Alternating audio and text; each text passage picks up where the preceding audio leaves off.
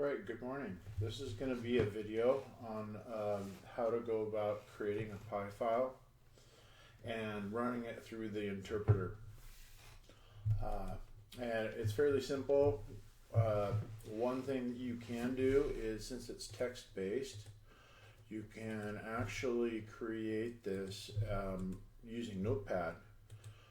So you can say new text document, or actually go to create a folder for your project or whatnot, and inside that folder you can say go to new text document, and then you can just rename the extension to .py, and then you have your Pi file, and then you would just associate that Pi file with an application, and when you install Python, it's automatically associated with your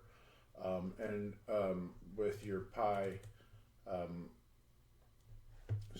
Right here, when I double clicked on it, it says, how do you want me to open this file? Well, I'm going to choose my Python editor. I could use Notepad, I could use Visual Studio Code, anything, any text editor of any kind. Then you'd say okay, and then of course now your Pi files would open with that application. Now, one thing I wanted to note is you should not be in the habit of naming anything with spaces. Spaces are something that they've added, but it's never been something that computers handle very well. So you would just make sure that you create a name that doesn't have any spaces, and that goes for everything on computers. Whenever you name something, never ever use spaces. Another thing is you can actually create your Pi file right from your Python shell. You can go to File, New File, and here's where you can start putting in your print statements, or anything that you're kind of compiling or working with. And what I want is for you to write your code in a text editor. And there's text editors out there that are more useful than this. So essentially, you can choose whatever editor you want, and a lot of them happen to have a few features that help you along the way. Visual Studio Code is a good one. There's also Eclipse. And if anything, Notepad works just as well. So you would, for your programming assignments, you're going to need to put all your code into a file. And that means that everything that you have for your code, all your statements will go in to your Pi file. You will save that Pi file, save as, and then what you're going to do is you're going to put it in your folder. And we're just going to overwrite that one, where you can just give it a name down here and save it.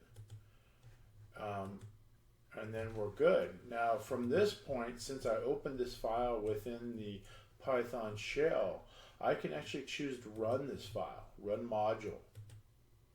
Okay, and then we get the output over here. So what I want to see when you submit an assignment is your programming statements. And this is only for assignments, for programming exercises. The two that you do an IPO on for every assignment, you're going to take your code, and with your Word document, and in the place that you're going to submit this programming assignment with the IPO, you put your code first or second, and then you go ahead and take your output, and this is what I would want a screenshot of. So you take a screenshot of it, and then you would put your screenshot down here. I would prefer you to take a screenshot of the window though. But this is, so you want to have the code and the screenshot. You don't want to have the code in the image and a screenshot. This is not what I want. Just this guy right here. The code needs to be as text. So you could actually copy and paste the code in, and then do a screenshot of your output. Don't submit code with the output in one image. This is definitely not what I want. So this needs to be separate. Your code needs to be separate as text in your document from your output. So I would just want an image of just this window right here, not like this. This is an inappropriate way. So you would need to capture it, or I got a little program that I use all the time that I can cut images out of. It's called paint.net. It's pretty good. And I'll just cut that out essentially for my submission. And there we go. So you would put that with your IPO either before or after. So you would have your code as text, and then you would submit your output. So from now on, you're going to be creating Pi files, and I should see code separated from output, not intermixed.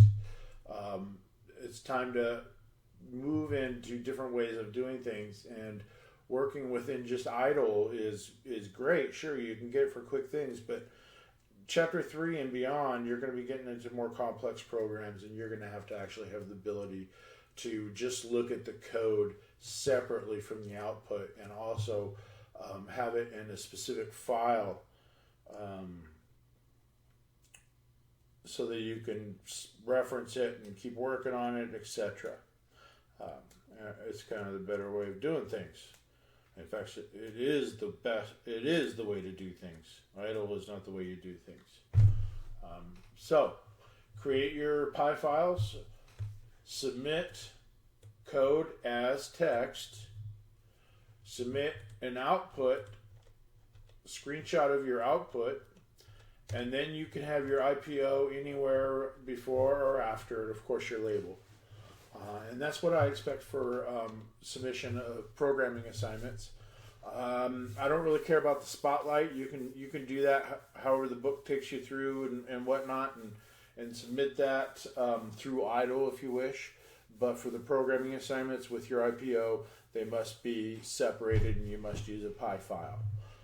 And the way I will know that you used a Pi file is your code statements will be separate as text from your output image. Okay, thank you.